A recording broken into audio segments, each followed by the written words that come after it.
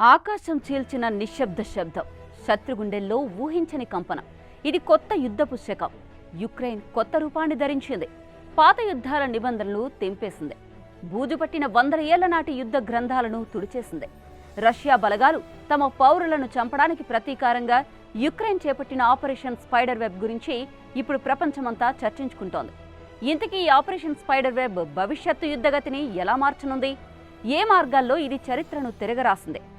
ఎవ్వరూ ఊహించని ఆ 5 మార్పులు ఏంటి? ఈ వీడియో చివరి వరకు చూడండి. గూస్ బంప్స్ పక్కా, నేను గ్యారంటీ. ఒక పథకం అంటే కేవలం దాడికి ముందు వేసే స్కెచ్ కాదు కదా. యుక్రెయిన్ దాదాపు 7.5 ఏళ్ల నుంచి ఈ దాడికి ప్లాన్ చేసుకుంది. ఒక్కసారి కాదు, 10 సార్లు కాదు, 100 సార్లు ఈ ప్లాన్ గురించి కసరత్తులు చేసింది. ప్రతి కదలికకు ముందు ఓ ఆలోచన, ప్రతి సెకండ్కు ఒక వ్యూహాన్ని రచించింది. ఏ వైపు దాడి చేయాలి, ఎప్పుడు మొదలు పెట్టాలి, ఏ పద్ధతిలో చేయాలి అన్న దానిపై యుక్రెయిన్ ఎక్కువగా దృష్టి పెట్టింది. అందుకే ఆపరేషన్ స్పైడర్ వెబ్ నేరుగా శత్రువుల గుండెల్లోకి దూసుకెళ్లింది. ఈ దాడి ఓ అద్భుతమైన ట్రిక్తో సాగింది. వ్యాపార రవాణా మార్గాల్లో నడిచే సాధారణ ట్రక్కుల్లో డ్రోన్లను దాచింది యుక్రెయిన్.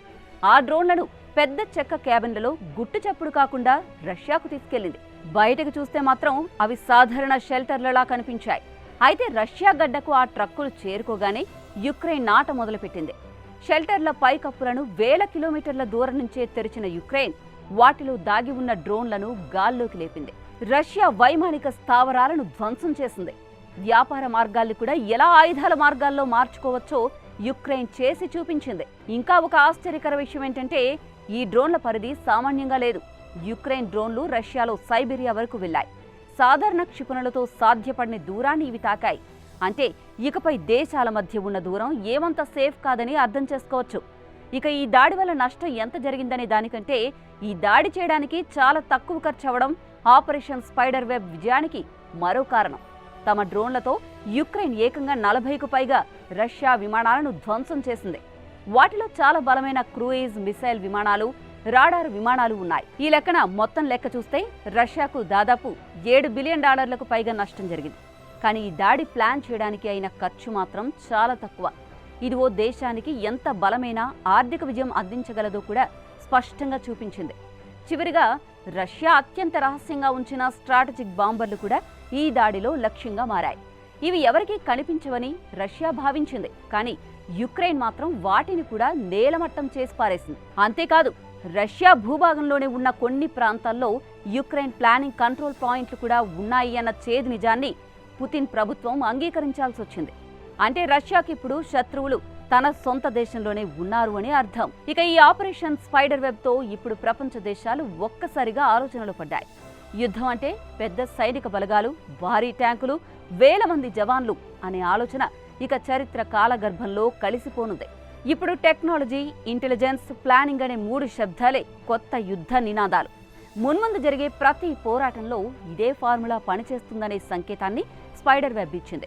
అందుకే అమెరికా, చైనా, బ్రిటన్ లాంటి దేశాలు డ్రోన్ టెక్నాలజీలో మళ్లీ భారీ పెట్టుబడులు పెట్టాలని చూస్తున్నాయి.